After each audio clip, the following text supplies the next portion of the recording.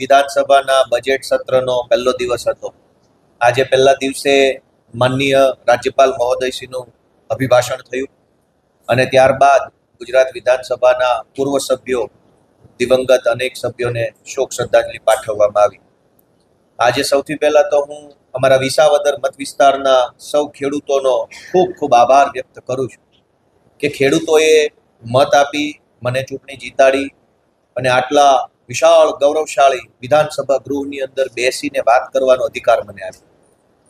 જ્યારે આ વિશાળ ભવનમાં હું ઊભો છું, અંદર બેસું છું, બોલું છું, ત્યારે મને પણ રોમાંચ થાય છે, ખુશી થાય છે કે હું ગુજરાતની જનતા માટે કંઈક બોલી શકું છું। મને આ અધિકાર આપ્યો, મને આ સત્તા આપી, મને આવડું મોટું પ્લેટફોર્મ આપ્યું એ મારા વિસાવદરના સૌ ખેડૂતોનો ફરી એક વખત હું આભાર વ્યક્ત કરું છું। આજે અમારા વિસાવદરના પૂર્વ ધારાસભ્ય સ્વર્ગસ્થ ધીરજલાલ ફુલાભાઈ રીબડિયા એમનો શોક પ્રસ્તાવ વિધાનસભામાં રજૂ થયો। સ્વર્ગસ્થ ધીરજભાઈ એ વિસાવદર ગ્રામ પંચાયતના પહેલા સરપંચ પણ હતા, સભાપતિ પણ હતા અને અપક્ષમાંથી ધારાસભ્ય બન્યા હતા। સ્વર્ગસ્થ ધીરજલાલ એટલે કે અમારા ધીરુ બાપા, એમના પિતા શ્રી ફુલા બાપા, તેઓ જુનાગઢની નવાબ સરકાર સામે ખેડૂતો માટે દેવા માફીની લડાઈ લડતા હતા અને દેવા માફીની લડાઈ લડતા લડતા જુનાગઢ નવાબના શાસન સંભાળતા અંગ્રેજ અધિકારીએ એમને જુનાગઢ સરકારનું સ્થળ છોડવું પડે અને ગાયકવાડ સરકારનો આશ્રય લેવો પડે એવી રીતે એમને હેરાન કરવામાં આવ્યા હતા, પરંતુ તેઓ ક્યારેય પાછી પાની કરી ન હતી। આજે ગુજરાતના રાજ્યપાલશ્રીએ એક વક્તવ્ય રજૂ કર્યું છે, પરંતુ બહુ દુઃખ સાથે જણાવવું પડે કે હમણાં જ ભારત અને અમેરિકા વચ્ચે એક ટ્રેડ ડીલ થઈ છે। આ ટ્રેડ ડીલમાં ભારતને નુકસાન અને અમેરિકાને ફાયદો થાય એવી એક તરફી ટ્રેડ ડીલ ભારત સરકાર દ્વારા કરવામાં આવી।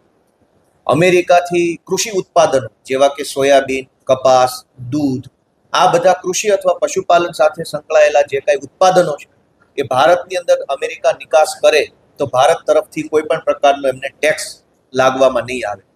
હવે જો અમેરિકાનું દૂધ, અમેરિકાનો કપાસ, અમેરિકાના સોયાબીન, અમેરિકાનું બધી જ વસ્તુઓ ગુજરાતમાં, ભારતમાં વેચાવા લાગે તો ભારતના ખેડૂતોએ પકવેલો કપાસ, ભારતના ખેડૂતોનું સોયાબીન, ગુજરાતના ખેડૂતોએ ઉત્પન્ન કરેલું દૂધ, એનું શું થાય?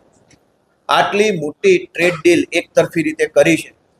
એ ટ્રેડ ડીલ ખેડૂતો માટે હાનિકારક હોવા છતાં રાજ્યપાલશ્રીએ ક્યાંય પણ એમના વક્તવ્યમાં આ ટ્રેડ ડીલ બાબતે કોઈ ચર્ચા કરી નથી, જે ખરેખર દુઃખદ બાબત છે।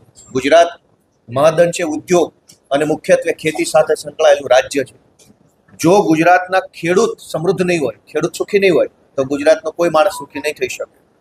ઓલરેડી ખેતીની અંદર કુદરતી પરિબળોના કારણે, માર્કેટની અવ્યવસ્થાના કારણે, કરદાના કારણે, ભ્રષ્ટાચારના કારણે ખેડૂતોને પૂરા ભાવ નથી મળતા, ખાતર નથી મળતું, પાણી નથી મળતું, અનેક સમસ્યાથી ગુજરાતનો ખેડૂત ઘેરાયેલો છે। તેમ છતાંય ગુજરાતના ખેડૂતને સહાય આપવાના બદલે, ગુજરાતના ખેડૂતને મદદ કરવાના બદલે, ગુજરાતના પશુપાલકોને સરકારની મદદ આપવાના બદલે અમેરિકાના ખેડૂતોને ફાયદો થાય એવી ટ્રેડ ડીલ એટલે કે વેપાર સંધિ ભારત સરકારે અમેરિકાના દબાણમાં આવીને કરી છે।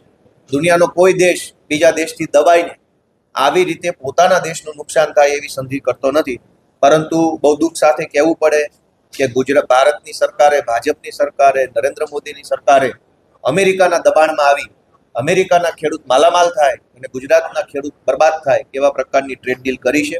અમે આ ટ્રેડ ડીલનો આજે ગૃહમાં સૂત્રોચ્ચાર કરીને પણ વિરોધ કર્યો છે રાજ્યપાલશ્રીના અભિભાષણ વખતે, પણ દુઃખ સાથે જણાવવું પડે કે સરકારે કે માનનીય રાજ્યપાલ મહોદયશ્રીએ ખેડૂતોને ભવિષ્યમાં થનાર નુકસાન બાબતે કોઈ ચિંતા વ્યક્ત કરી નથી। Thank you.